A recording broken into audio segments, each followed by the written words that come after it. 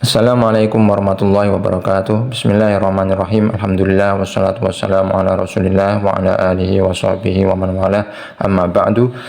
Masih terkait dengan bab niat. An Abi Hurairah radhiyallahu anhu qala Rasulullah sallallahu alaihi wasallam, salatul rajuli fi jama'atin tazidu ala salatihi fi suqihi wa baitihi bid'an wa ishrina darajah.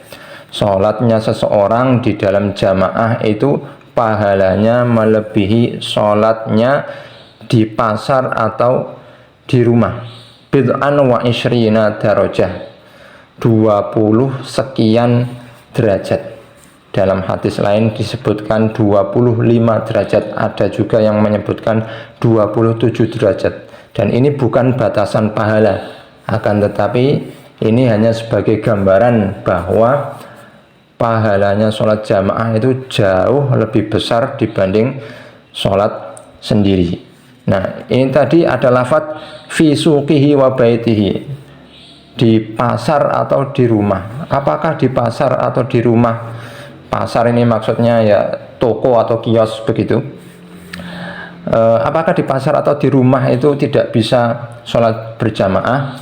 Bisa, akan tetapi yang dimaksud di sini bukan seperti itu. Yang dimaksud di sini adalah sholat jamaah di masjid bareng-bareng dengan orang banyak, dan inilah yang dulu biasa dipraktekkan oleh Nabi Shallallahu Alaihi Wasallam dan para sahabatnya.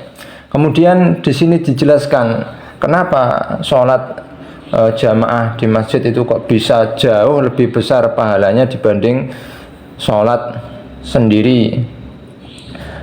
Karena ketika seseorang mau sholat jamaah, niat sholat jamaah ke masjid, kemudian dia wudhu, kemudian dia pergi ke masjid, yang mana niatnya memang untuk sholat, bukan untuk sambil mau belanja apa misalnya, niatnya hanya untuk sholat, maka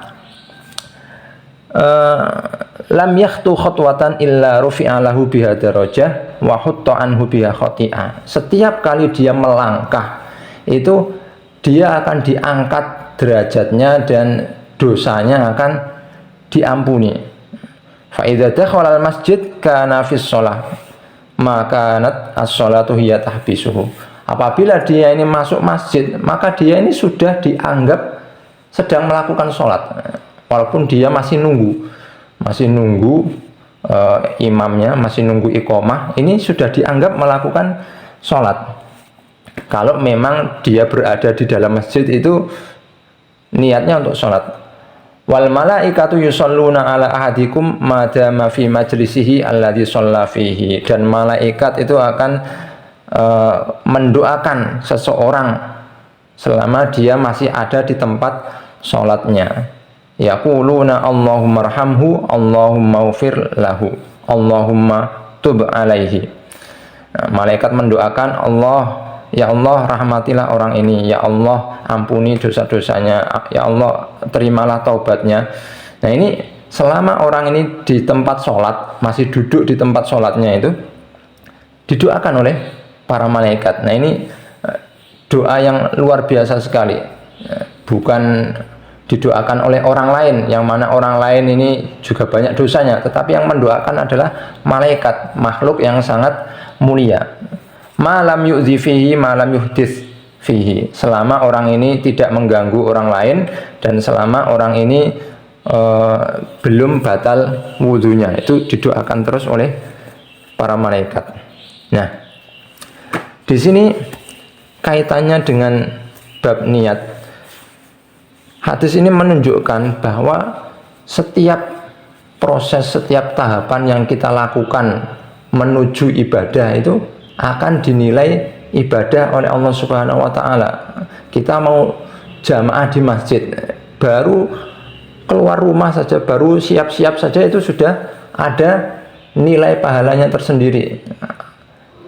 Belum lagi jalannya, belum lagi yang lain-lainnya. Itu nilainya sangat besar. Kemudian ya itu tadi, setiap proses yang kita lakukan menuju ibadah itu ada hitungan ibadahnya. Saya kasih contoh yang lain. Misalnya ada orang yang ingin berkurban, niatnya ini sudah selama 1 tahun, setiap hari dia itu menyisihkan 10.000 misalnya selama 1 tahun. Nah, ini akan berbeda pahalanya dengan orang yang baru niat kurban menjelang Idul Adha, karena ada proses yang berbeda. Walaupun sama-sama uangnya ini dari uang tabungan, tetapi karena yang satu itu niatnya lama sekali, jauh-jauh hari, dan prosesnya panjang, maka pahalanya lebih besar dibanding orang yang mendadak ingin kurban sebelum Idul Adha. Nah, ini adalah salah satu keutamaan dari niat. Ketika seorang berniat untuk melakukan ibadah, maka setiap tahapan, setiap proses menuju ibadah tersebut akan dinilai pahala, dinilai ibadah oleh Allah Subhanahu wa taala. Wallahu a'lam.